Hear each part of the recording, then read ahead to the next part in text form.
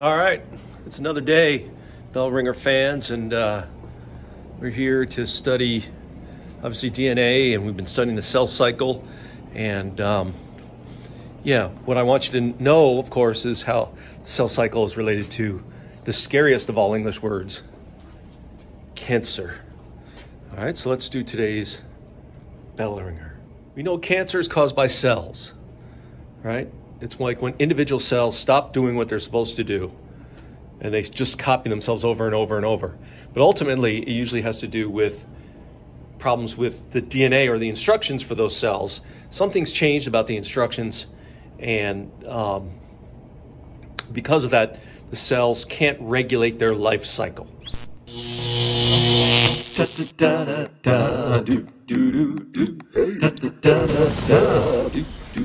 All right. Hey now. Mr. Kovacs class.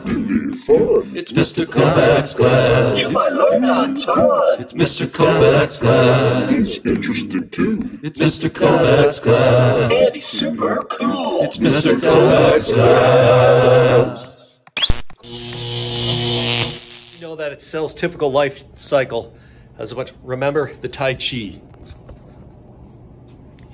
G1, S, G2, prophase, metaphase, anaphase, telophase, cytokinesis, the way of the fist. This is the way of the fist. Right, but one thing that happens at each of those phases is regulated by what we call a checkpoint. There's a couple of different proteins that are made whose job is to check to see if it's ready to go on to the next phase. If you're ready, like the G1 checkpoint, we call those genes are called proto-oncogenes. And if you're ready to move on from G1, you'll go into S. If you're ready to move on from S, you'll go into G2.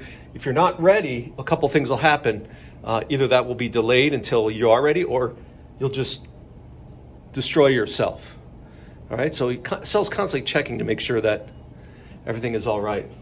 Right? G1, G2. So cancer is when these checkpoint proteins malfunction and cells aren't given the proper checks, right? And so instead of going through G1, S, G2, M, and then back to G1, usually what happens is they go through one of these phases and they keep going through that phase, and eventually have to destroy themselves.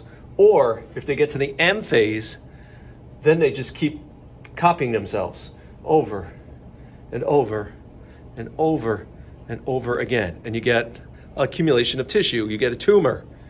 And then the tumor, right, may or may not be cancerous. It becomes a cancerous tumor when the mass can't control or stop itself from growing. You often will grow lots of cells at one time. That doesn't mean it's cancer, right? It just means you're growing. But if you can't control the growth, it's a cancer, and you get this ball of cells, right? And these cells are not typical cells. They're smaller usually because they haven't grown very much before they divided, and they don't do all the same. They haven't made all the same proteins that maybe they would have normally made if they had divided at the same rate. So they're a little different. They wind up being usually smaller and not quite as sticky to each other. And this is where the real danger of cancers lies.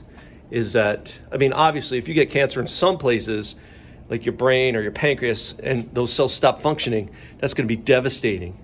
But you might get cancer on your skin, or, you know, in your cheek, or in your toenail, right? And you'd be like, what's the big deal? Like they get a little lump of skin.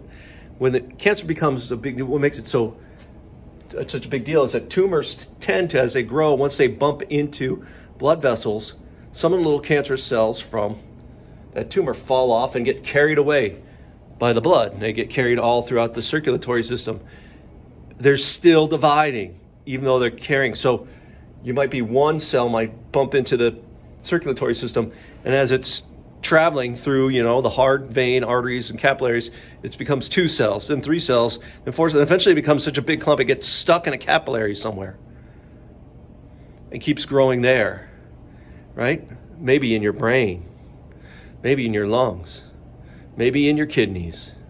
Right? So it's like a skin cell cancer can spread and become cancerous in other parts of the body because cancer cells move. This is called metastasis. Cancer cells move. That's what we worry about cancers, is we want to keep them under control. So how do you get rid of them?